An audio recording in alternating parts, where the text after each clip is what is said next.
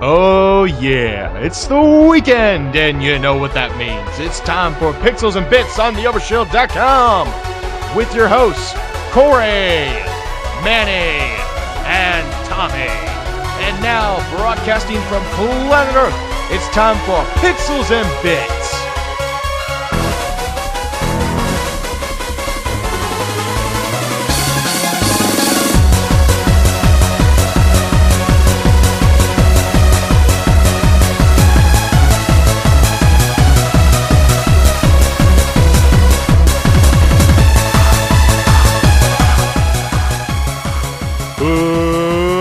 Welcome to Pixels and Bits on the Overshield.com. My name is Corey. Hi. Welcome to episode 55 of Pixels and Bits. I am your host, Corey. And I'm joined by my co-host, Manny. Say hi, Manny. Hey, what's up, everyone? Tommy's not here. Fortunately, he couldn't make it. He does have a job after all, and the whatnot. We miss you, Tommy. We do. All right. So, let's just jump right into it. News desk? It doesn't feel right without Tommy. No, it doesn't. No, It feels very empty. It does feel very empty. It needs more bass. Anyways, we got lots of news this week. Quite a few game announcements. Announcements / release date announcements. There we go. So, first is the release dates. First, we got Far Cry. There's a compilation of Far Cry. It's going to come with Far Cry's 1, 2, 3, and Blood Dragon. All for the price of $40. Holy crap. That's actually a really good deal. That is a steal. You know, that's just worth it for just Far Cry 3 and Blood Dragon alone. Yeah. Did they say which consoles, or is this all PC? All right, so here's the deal.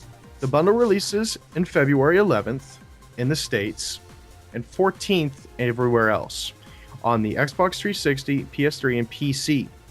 And they will also re-release the original Far Cry, labeled Far Cry Classic, for digital download on PSN and XBLA. Here's the catch. The Far Cry compilation will be only coming to the PS3 in North America. What? Wow. What? Well, I'm still in good hands. Well, yeah, you're in good hands. But that makes no sense, Ubisoft, especially when you gave out Far Cry 2 for free already to a bunch of people. Yeah. So it's just, what? You know, I kind You need a PS3, Corey. of... someone give me a PS3, please. And I'll give you a Pixels and Bits shirt and a bunch of other swag. How about that? You'll be like one of 4 people in the world to own a Pixels and Bits shirt. You can say that. Anyways, next release date announcement is for the new Yoshi's Island. Nice. Yoshi's New Island, which looks freaking adorable and everything that is Yoshi to begin with. Well, of course. And it's for the 3DS, for those who don't know. It'll release on March 14th. Perfect. Correct me if I'm wrong, but isn't that the same day as Metal Gear Ground Zeroes? Oh, you know what? That's a good question. Actually, no, sorry. Metal Gear Ground Zeroes comes out on the 18th. Just a couple of days. Oh, there we go. I keep forgetting. Nintendo has like you know how everybody releases on Tuesdays? Yes. Nintendo either does their releases on Fridays or Sundays. Sunday. Yeah, it's weird. Sunday. That's great because if you buy through Amazon, they'll wait a day later. Yeah. Genius. It's conspiracy, Manny. I'm thinking Jesus and then video games. Jesus and video games. So, wait, so is Miyamoto Jesus?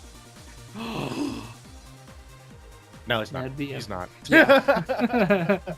We're not suggesting anything, folks, about religion or whatnot. So if you get your pennies in the wad by saying Miyamoto is Jesus, pull your head out of your ass, please. Yes, please. Now, moving on from people's head into anuses, let's talk about the new game from Sega. It's not a Sonic game. It's not Phantasy Star. It isn't anything, really any of their IPs at all. It's a new Alien game. Oh yes, I've heard of this. And honestly, this one doesn't look like it's going to suck. I'm crossing my fingers on that because I said the same damn thing about Colonial Marines at last year's E3. I'm sorry, no, at 2012 E3. I said the same goddamn thing. Give us the title. What was it called again? Alien Isolation. And they're basically going to use the formula of the original movie. So there's one alien, and you're on a big ass spaceship or something.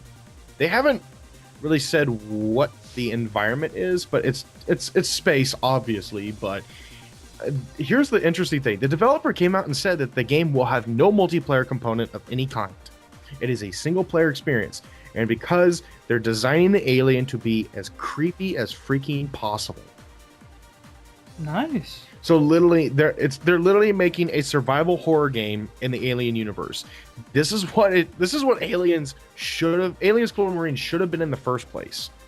Yeah. It was like a Borderlands. Was a first-person shooter that was basically a horror game.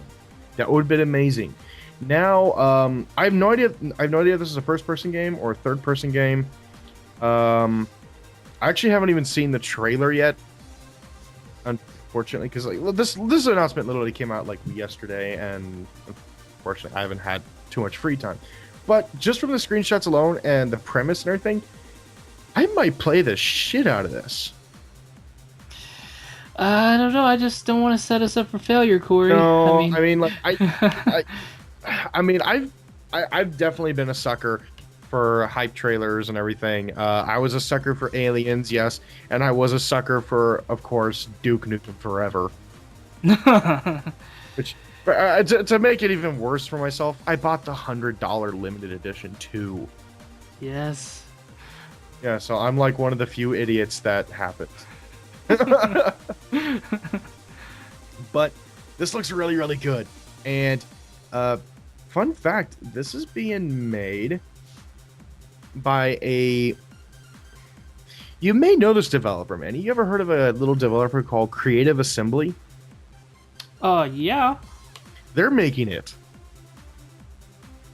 Dude, that's gonna be crazy. That's gonna be like Total War meets Aliens. Now let's just hope it's not like Rome 2. Yeah, I know.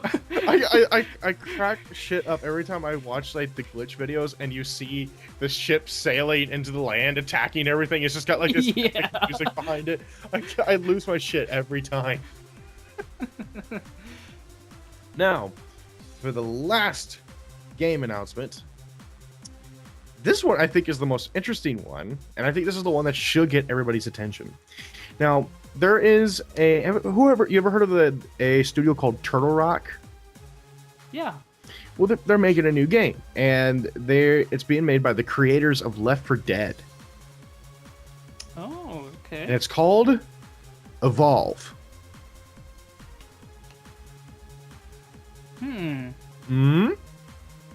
Now, here's what it is. Think Left 4 Dead. Got 4 humans, and its versus, instead of a horde of enemies, it's against one gigantic monster, and it's an evolving monster, and that monster is controlled by a player.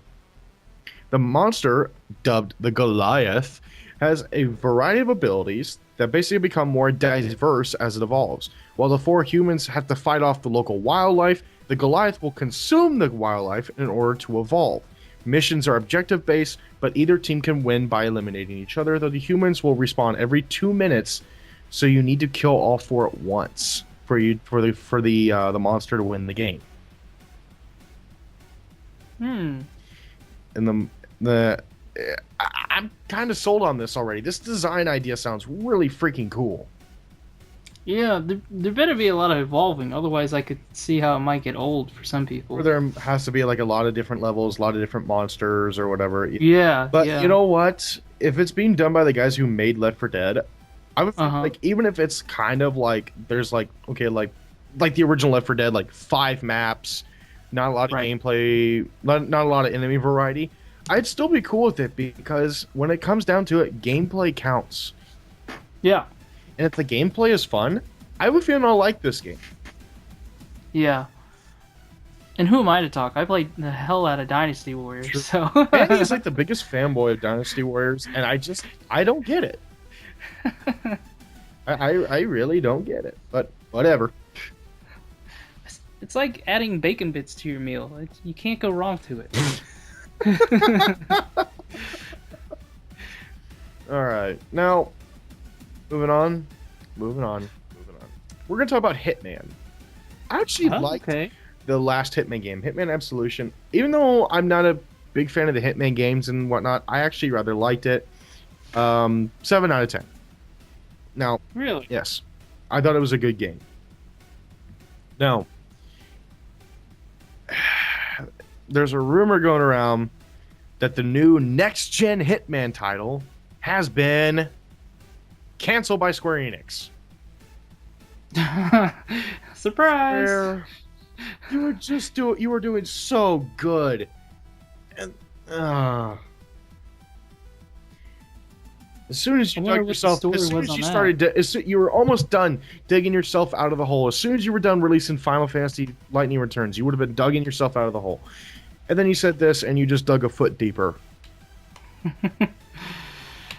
Instead, it's going to be all focus of development for the new Hitman game has been moved towards a mobile game for the series. Really? Yes.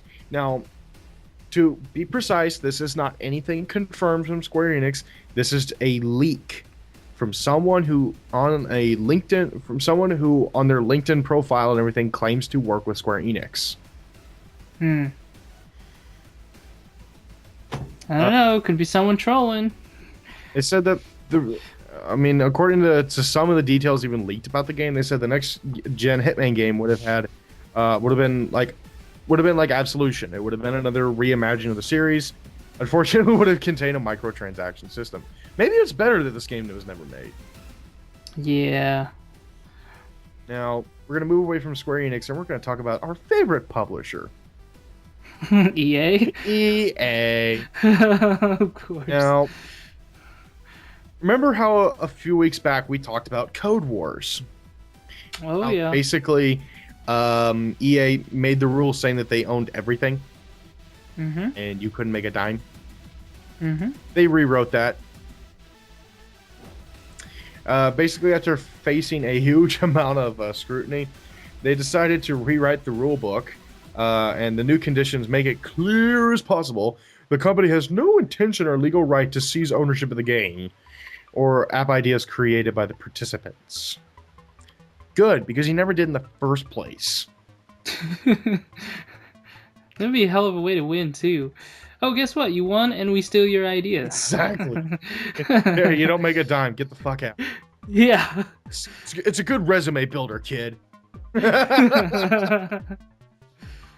Now, let's talk about EA's newest game that's coming out, I believe, next month, if I'm correct. Or is it in March? But Titanfall. I really, really want to play Titanfall, and it just kills me that I won't be able to fire it up on my PlayStation 4, and I'll just have to settle for the 360 version. It's just... Well, at least you got that. I don't even have that. You can get the PC version, but I doubt your laptop will run it. When are you going to build that rig, Manny? I don't know. At this rate, it's not looking too shabby. Yeah, I know. That's what happens when you buy your sister's PlayStation 4s. Yeah. Nicest guy in the world, folks.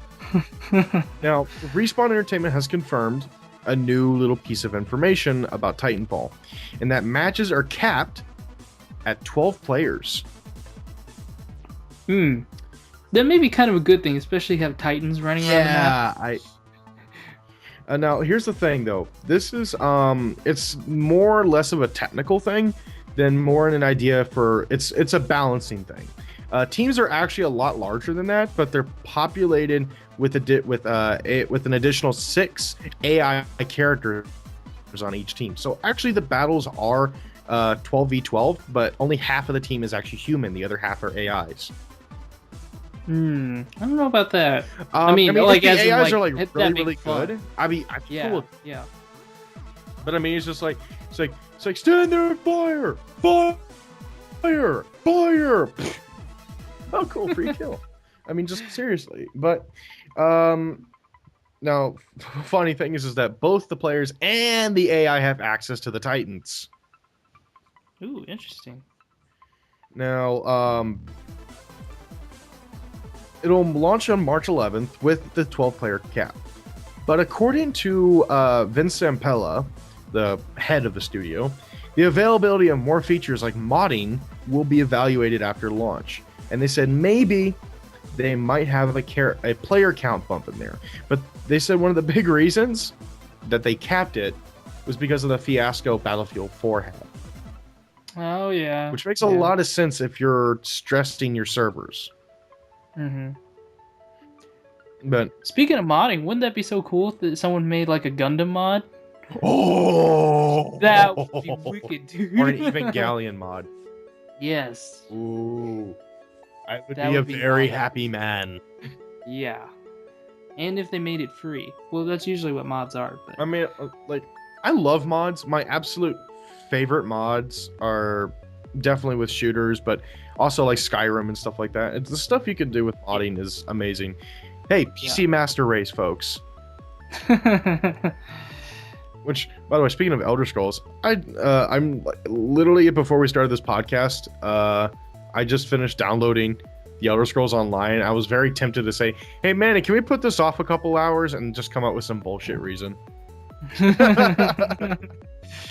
But alas, I'll play that later. And actually, I will give you guys my thoughts on that later. Don't expect any captured gameplay footage because I haven't gotten permission from Bethesda yet. Oh yeah, weren't you on the beta squad? Is that how that is? The problem is that I literally have not been able to get in the beta at all lately. And that's because of my shitty ISP. Oh yes. Fuck Mediacom. Fuck Mediacom. Fuck Mediacom. It took me forever to download it at a speed of 400 kilobytes a second. Oh dear God, Corey, that's not even 1.5 megabits. A 21 gigabyte file. Oh my God. Took forever, but it finally downloaded. And now I realized, oh shit, I need to get it on the rig as well. Now, moving on from Titanfall, because I as much as I like Titanfall, we're gonna have to talk about another company that we know and love. That's Nintendo. And unfortunately, I got bad news about Nintendo. They sold off Mario to Activision. I'm just kidding. But that'd be terrible. In the new Call of Duty for pre-order, you get a new Mario skin in multiplayer. No, if they sold it to EA, so you see him in like Battlefield and stuff. Let's go. Yeah. No, imagine him in like Mass Effect. Because you know the whole Mario Galaxy, so you have Mario. Oh God, Mass like Effect. no him having a romance with like the artist. It's like Commander, I think I'm following you for you. Oh. Mamma mia. It's like I have an idea what to do tonight. Mamma mia! Whoa. Yeah. Oh gosh. Now, the bad news about Nintendo is they lost another lawsuit recently. No, they had a patent infringement case on their 3D camera lens. Oh yeah, and this was filed by Tomita Technologies. This was filed actually quite a ways back. And the result of the lawsuit is Nintendo paying $15 million and will have to pay up to $3 for every 3DS sold in the future. Yeah, that's right. Because they didn't have to sell. Good thing it wasn't for like everyone that's sold world like now, because they've sold 35 million units so far. So that would have been $105 million on top of the $15 million. So they'd be paying $120 million out of this. Nintendo doesn't need to be losing that kind of money. Oh yeah. But you know what? I would be surprised if they changed the camera so they don't have to deal with this bullshit. Mm-hmm. Well, they could do like what was it when Apple sued Samsung for copyright of their Galaxy Tab, Yeah. and then Samsung ends up paying them in these 5-cent coins, from Korea. So they came in literally by the truckloads. You know that was of a these, hoax, right? yeah. It's like But they it's should do like that. oh, that'd be no. It's like like Nintendo coins. Mhm, yeah, Here, Mario coins. all right. So here's 120 million Nintendo Play coins. Uh, I love Nintendo. It just bothers me that Nintendo is in the rut they are in because literally Nintendo is Disney, and yet right now they don't realize that they're Disney. Right. I see what you Like mean. they are the gaming company in the world. Nobody is bigger than Nintendo. When you said that Nintendo is Disney, I immediately thought of like Infinity and Skylanders. Oh god, Nintendo does their own version. That would actually I think Disney would be like, oh shit. Because I think Activision is already like fuck with the whole Disney Infinity thing because they're now realizing that they're getting their asses kicked in sales.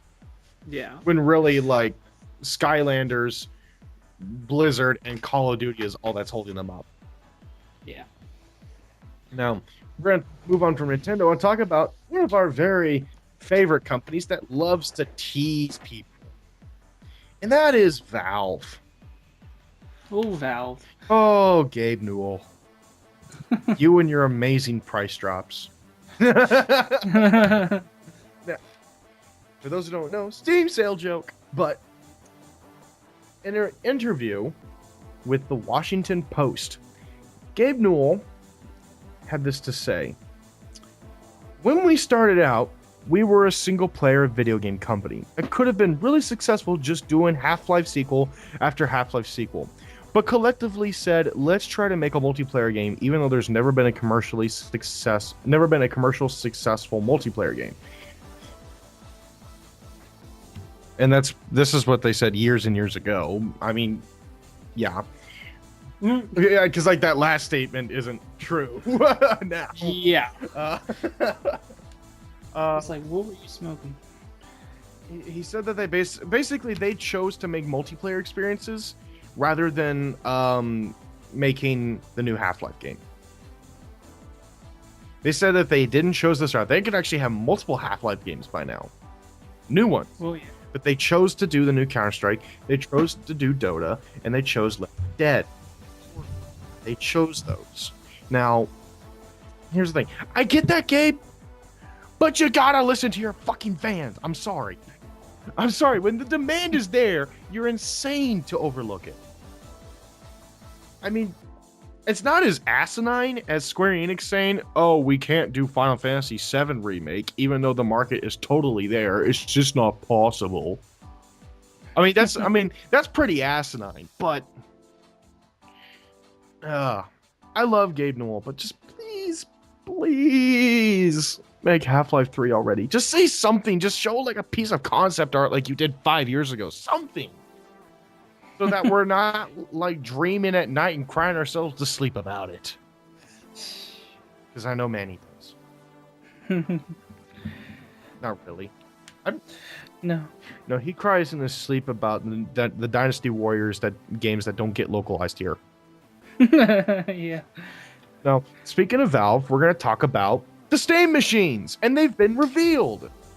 Oh my gosh. 14 Steam machines have been revealed with 13 different manufacturers, all ranging from iBuyPower to Origin PC to quite a few. Some of these guys I've never even heard of.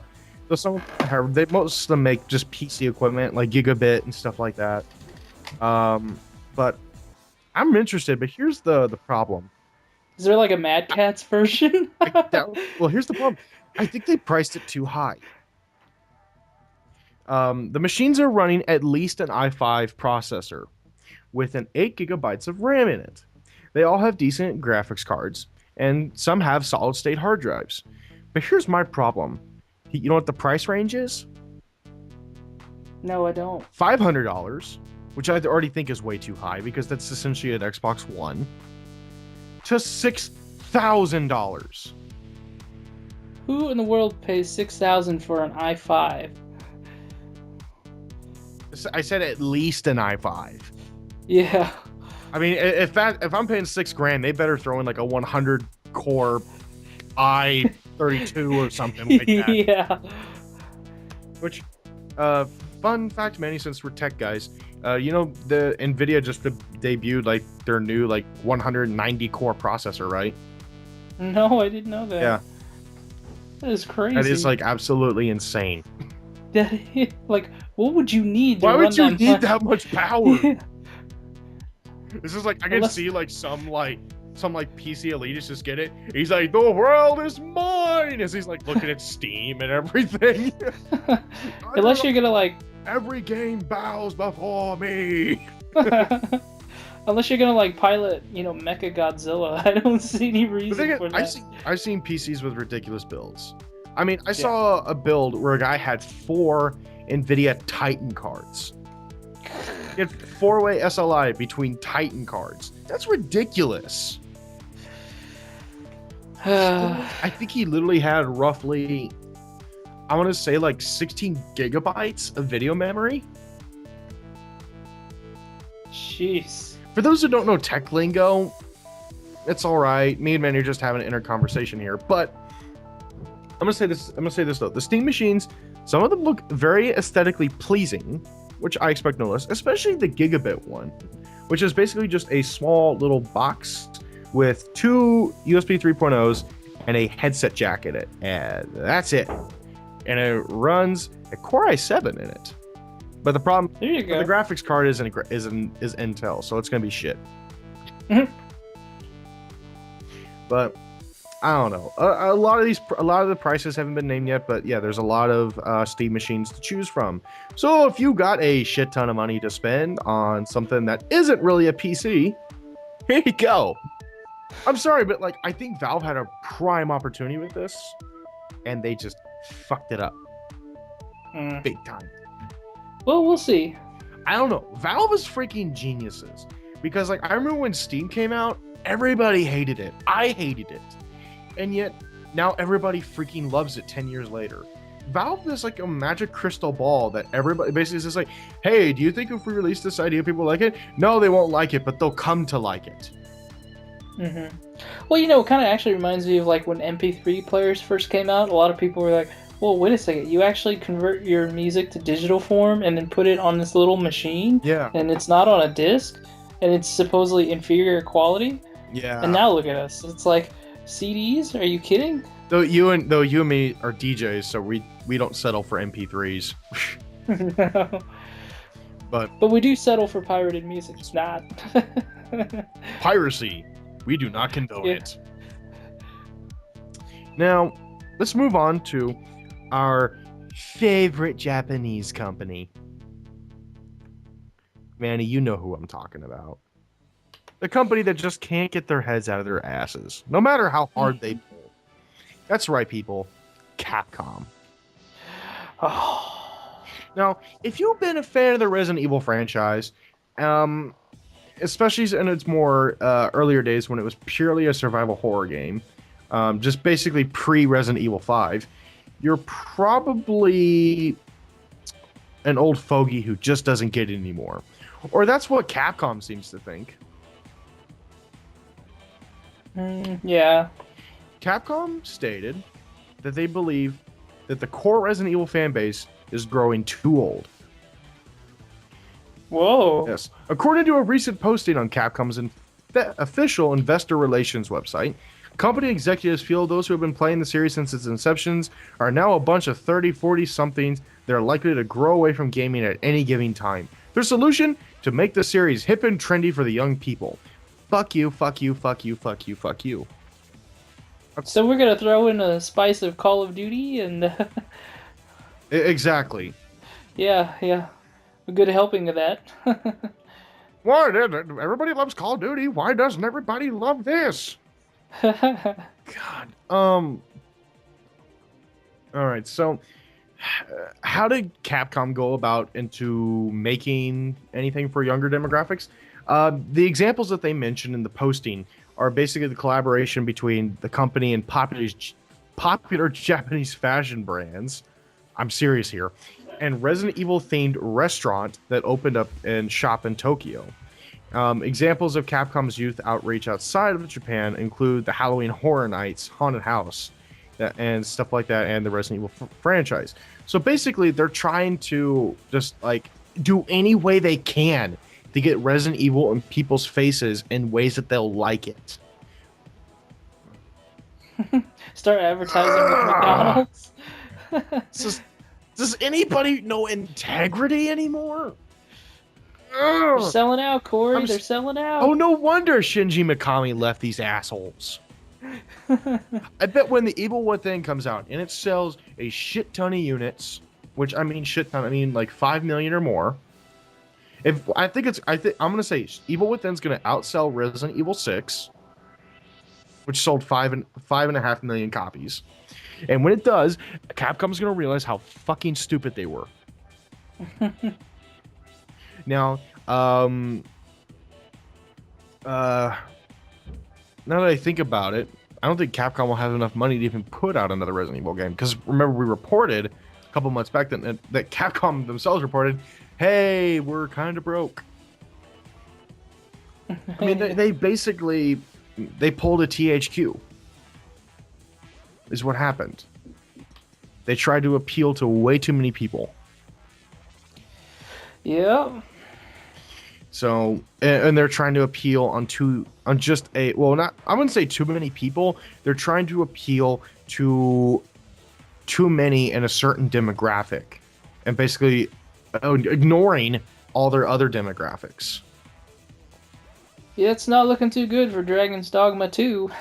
No, it isn't. Here's hoping Nintendo buys them. Seriously, that would be like the greatest thing ever. Yeah, that would be. Oh, how many? I wonder how pissed people would be. Street Fighter V exclusive to the Wii U. Oh no. Now, let's move on from Capcom and talk about another Japanese company. But this is one I don't have a problem with. We were talking about this game earlier. Metal Gear Solid 5. Ground Zeroes comes out in March. I'm really looking forward to it. Manny's looking really forward to it. Am I? Yes, my dog is really looking forward to it. He's nodding right now. But which one, Boo or Tobit? The one that shakes, so Toby. Toby. Yes. You even had the second guess. You're like, Yeah. But Kojima. Okay, so they talked about Ground Zeroes and everything about the new Metal Gear Solid 5, and basically it's an open world game, and that the map is huge. Well, we all knew the Phantom Pain's map is the bigger one, with the Ground Zeroes being the half-priced prequel. But we didn't realize how much larger Phantom Pain is. Here's a little tweet from Hideo Kojima. Ground Zeroes is the prologue of the story of Metal Gear Solid 5. It is also the tutorial of the new Metal Gear Solid, which is shifting into to infiltrate simulator at the time. So this title several hundredfold in limited small base in a relatively ground zero. Time zone does not change in real time. However, I can enjoy the play time zone is different for each mission. Translation: the map is hundreds of times bigger. Actually, he says it's several hundred times bigger than Ground Zero's map. But it wasn't. Did they just like use Google Earth and render the whole world for Metal Gear Solid 5? Now, isn't that mostly a stealth game? Yeah. So you're gonna have this giant ass map that you're just gonna have to like sneak your way around. All right, so where's my goal? Snake, it's 700 miles away. All right, it looks like I got an army crawl there. Pretty much. I'll be interested to see how that pans out. Or is what he does in Metal Gear Solid 4, the hump crawl. Oh yeah. Oh god, but now we're gonna move on to finally. I think this is the biggest announcement of the week, and that is Sony had their little press conference at the Consumer Electronics Show recently, and they announced PlayStation Now. Oh yeah. For those who don't know what PlayStation Now is, it's the new name for the streaming service that they promised with Gaikai. So, at the same time, they also revealed that the PS4 has sold a staggering 4.5 million units, which is actually more than Xbox One. Here's the thing. I love my PS4. I don't own an Xbox One. If you think I'm hating on it too much, it's because I can't love a system I don't have. Like, I can't love the Wii U because I don't own it. Hence why I like to rag on Nintendo quite a bit. But they took the service is called PlayStation Now, and it'll be coming this summer in North America. Sorry, Column, and all those who listen outside of the US. The service will arrive initially on PS4 and PS3, and later to Vita. Now, and it'll even work on smartphones and Sony Bravia TVs. This will allow users to stream games from PlayStation 1, PS2, PS3 generations, accessible via subscription plan or individual game rentals on any of those devices. Yeah, did they exclude the PSP? Yes. Manny. Did you have to get a Vita? Manny? Yeah. It looks like you gotta buy a Vita. Oh no. Yes. Yes, I'm sorry, Manny. It's You gotta sad. go spend a little bit more money.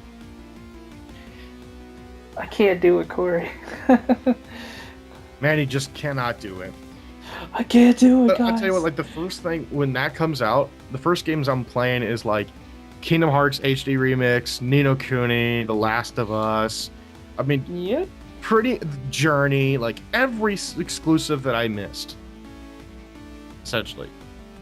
Because I really do kind of feel like I love my 360 and everything. It is a great gaming machine, but for first party out of the two, I liked Sony's lineup better. Yeah. Hey, there you go. You can play that Jackie Chan game that came out for the PlayStation. There was a Jackie Chan game.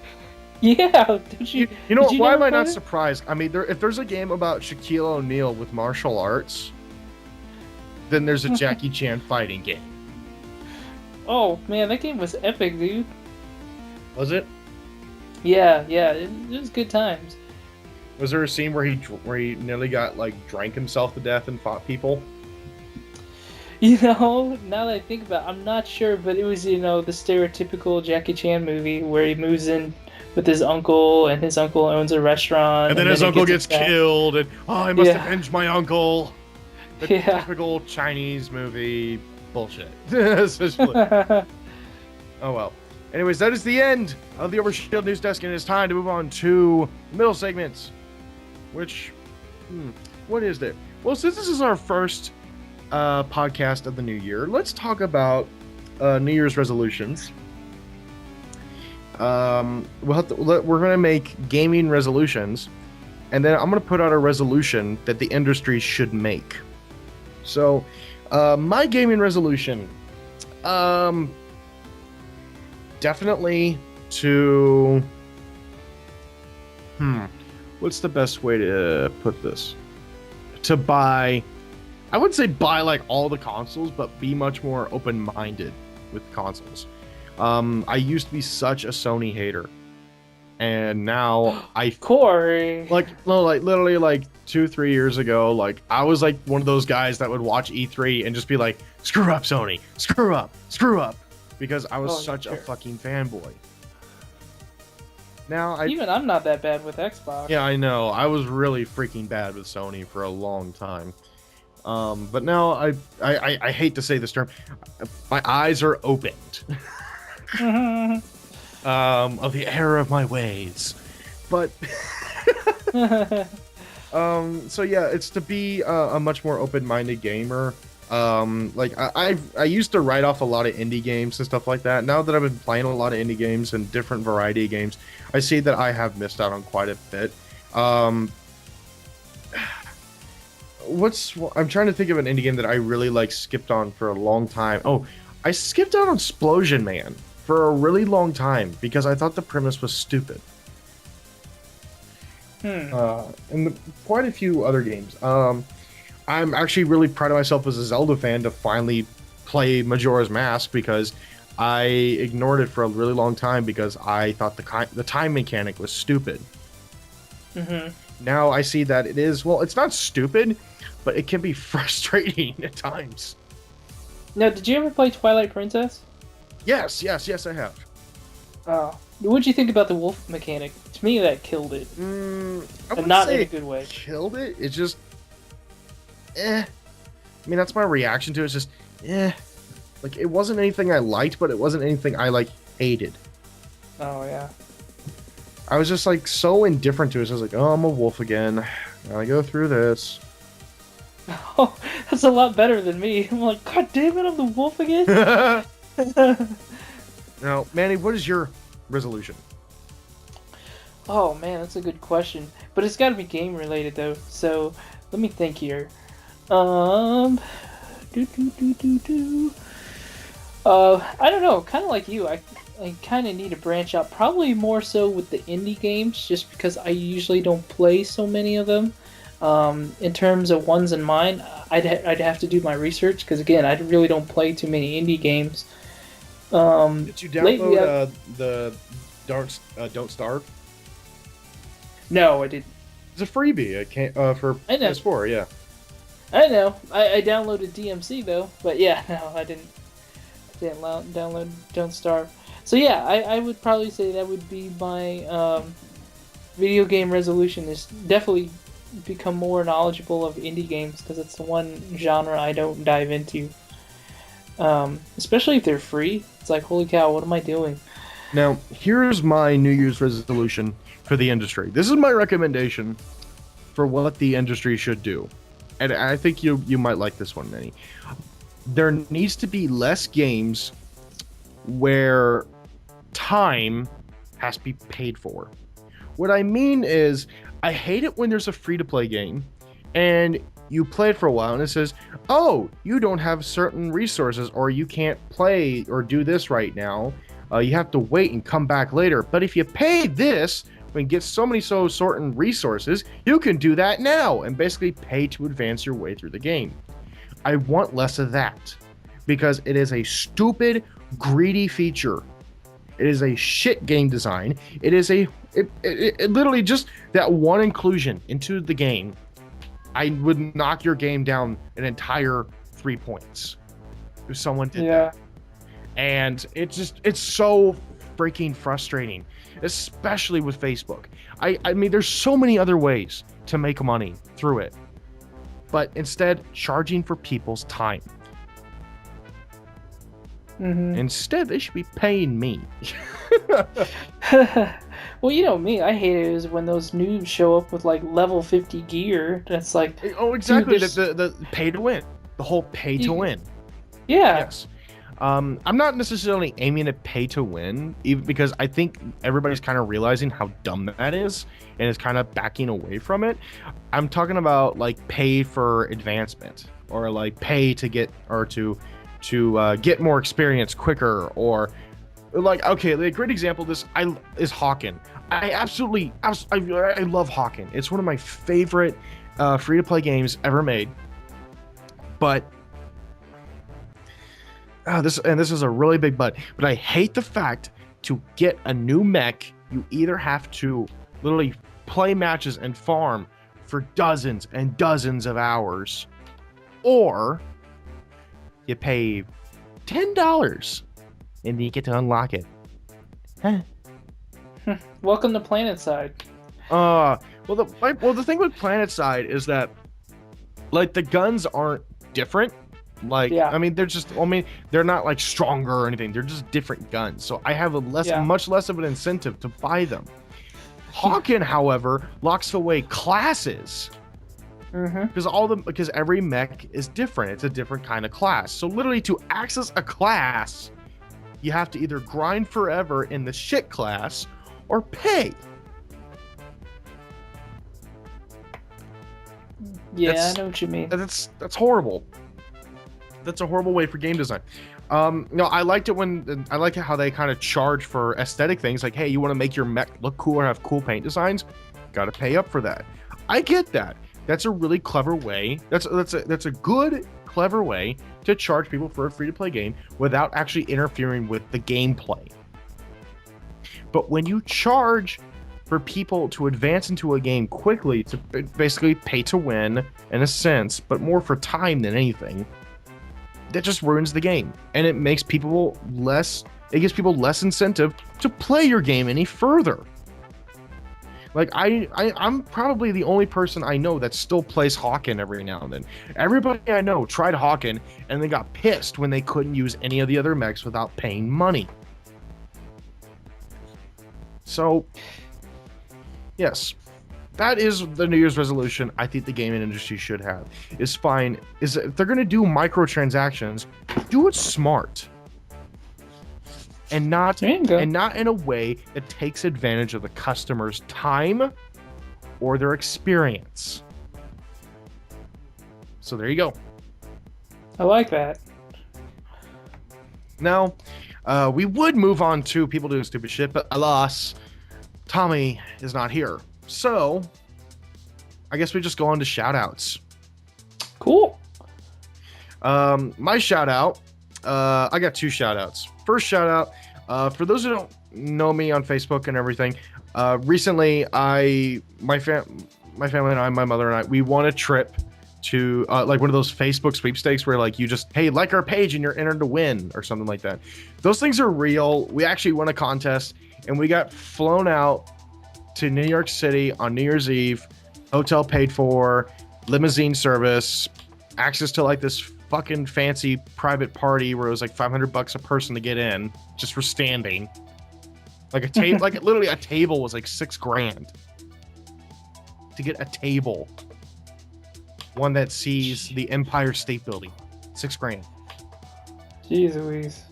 But that was really, really cool. I'd never been in New York City before, and it's definitely like, I can't say it's the coolest city in the world because I feel like that would diminish Columbia so much, and I love my hometown to death.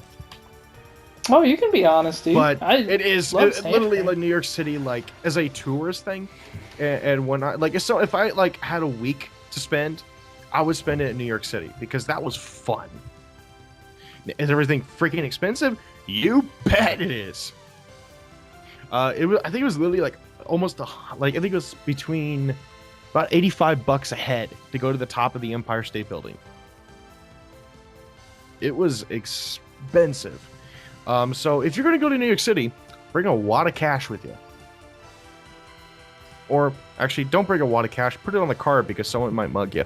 Oh. I was going to say, Corey, I don't want to make myself known for that. No, I'm going to say, though, the cops in New York make our cops here in Columbia look like fascists. Oh, yeah? Yeah. Now, so thank you to Atlantic Records and Big Beat Records and to Icona Pop for flying me out to New York City for that. That was a really cool experience. And my second shout out goes to my absolutely new favorite mod of all time. And that is the mod in Skyrim where you turn the dragons into Thomas the Tank Engine. Oh, yeah. Tommy, play the video. What in oblivion is that? Sentry, what do you see? It's in the cloud.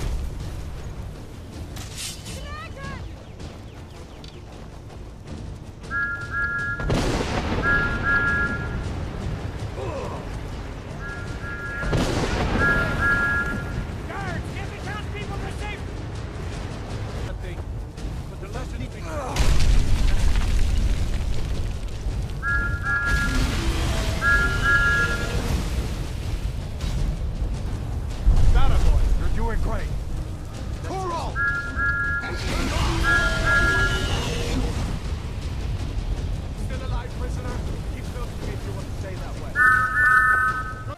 It's the scariest mod in the world when you got trains that go toot, toot, and then breathe fire. It's scary as shit. Especially some of what's that one train that's like the older train that has like the really creepy ass face? It's like it's not Percy or whatever. Oh god, I don't remember the names because I haven't seen the show since I was a kid. I only remember the helicopter. His name was like Harold. But oh my god, it's so creepy. but so laughable, especially when you get multiple dragons and you just get a bunch of trains flying in the air going choo choo, raining fire on the crowd and everything. Jeez. Especially when you do it like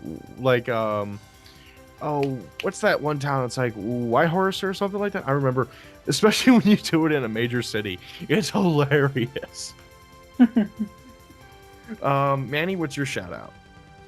My shout out. Well, as you know very well, Corey, for me it's been like anime week, so I'm gonna have to give a shout out to all the slice of life animes out there.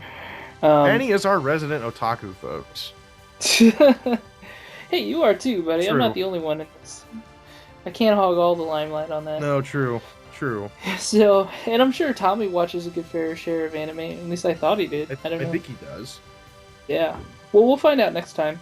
So stay tuned. Next time on Pixels and Bits, will Tommy watch this anime? Will Manny ever stop watching Slice of Life and become a man? Stay tuned.